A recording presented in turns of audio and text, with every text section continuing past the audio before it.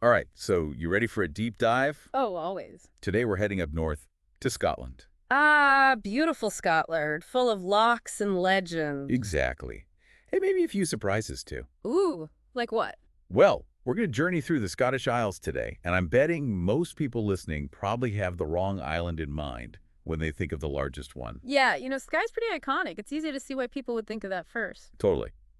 But our sources point us to a different kind of hidden gem, the Isle of Lewis and Harris. Huh. Lewis and Harris. Now that's a name I haven't heard in a while. And here's the thing, it's actually one island, just split into two distinct regions. Okay, so two for the price of one. What makes these regions so different? Well, from what I've gathered, Lewis and Harris, they each develop their own unique identities, like even though they share the same landmass. Fascinating. Like a little microcosm of Scotland within Scotland. Right.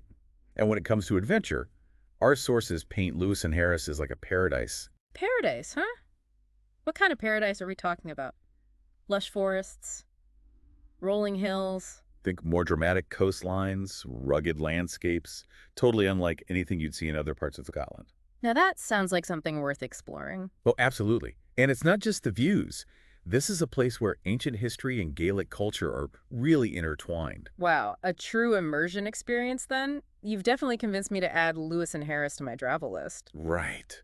Okay, but hold on before you book those flights, because our sources also unearthed some other pretty fascinating tidbits about Scotland. Okay, I'm all ears. So one that caught my eye was about Aberdeenshire.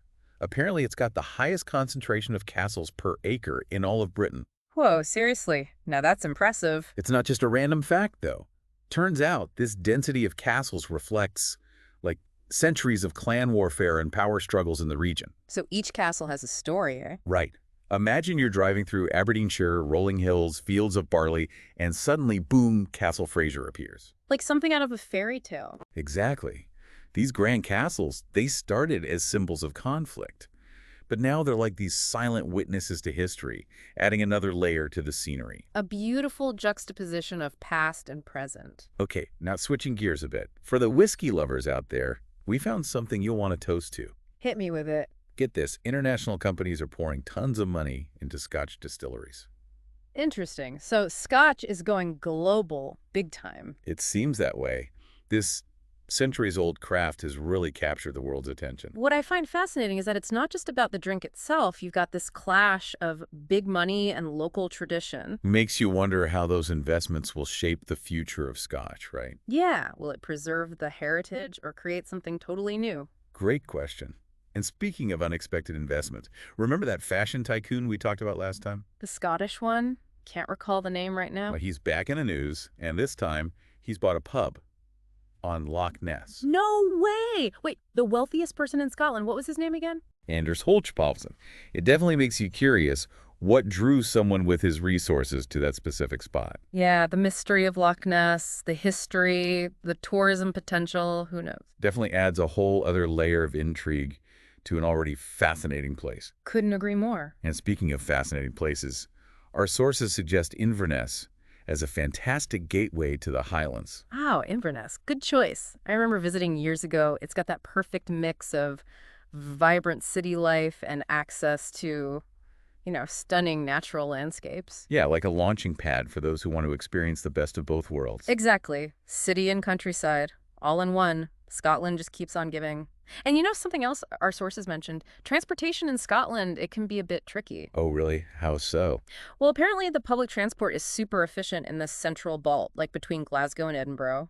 Okay, that makes sense. The bigger cities. Right, but once you start venturing off the beaten path, it gets a bit more complicated. So, like for those hidden castles and villages we were talking about earlier. Exactly. Sounds like renting a car might be the way to go if you want to really explore. Yeah, having your own wheels definitely gives you more freedom. You can just go wherever, whenever. Totally. And speaking of exploring, our sources actually had a question that I found really interesting.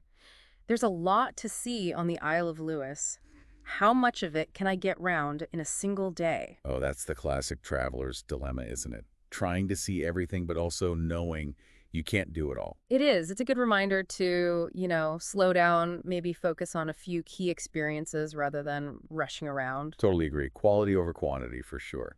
And on that note, Our sources also highlighted some experiences in Scotland that are likely to sell out in the coming year. Oh, interesting. Like specific tours or attractions. They didn't get into specifics, but it's definitely something to keep in mind if you're planning a trip, like book things in advance. Yeah, good advice. Better safe than sorry, especially in a popular destination like Scotland. Right. Now, while we're talking about memorable experiences, our sources mentioned this amazing sunset view that's been making the rounds on social media. Ooh, a sunset view. Tell me more. So apparently it's the sunset at Thrieve Castle, which is on an island in the River Dee. Okay, that sounds pretty cool already. And they were saying the way the sky lights up, all those warm colors reflecting off the water, it's supposed to be truly magical. Nature's pretty awesome like that, isn't it? Yeah. Creating these incredible spectacles. It is. And even though we can't all experience it firsthand, at least we have social media to give us a glimpse. True, true. Okay, before we move on, I have to bring up something else that caught my eye in the sources. A traditional Scottish recipe for cranachan. Oh yeah, Crenachan. I've actually tried that before. What is it, for those who haven't had the pleasure? Well, it's basically this delicious mix of whipped cream, honey, toasted oats, raspberries, and wait for it, Okay, I'm on the edge of my seat here. What's the secret ingredient? whiskey. Oh, of course. Gotta have the whiskey. It's like the perfect touch, wouldn't you say? A true taste of Scotland. Absolutely. You know, it strikes me that there's a parallel between good food and good travel. Oh, I like that. How so? It's about savoring the moment, appreciating the flavors, both literal and metaphorical. Beautifully said. So here we are. We've covered quite a bit in this deep dive, from the largest island to a traditional dessert. And we're not done yet. Yeah. Still more to uncover and discuss.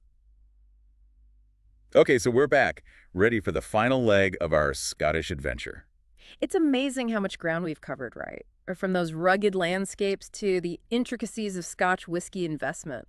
You know what's interesting to me, though, is how when you take a step back and look at everything, it kind of all ties together. I know what you mean. Like we've been jumping around a bit, but there's this underlying theme.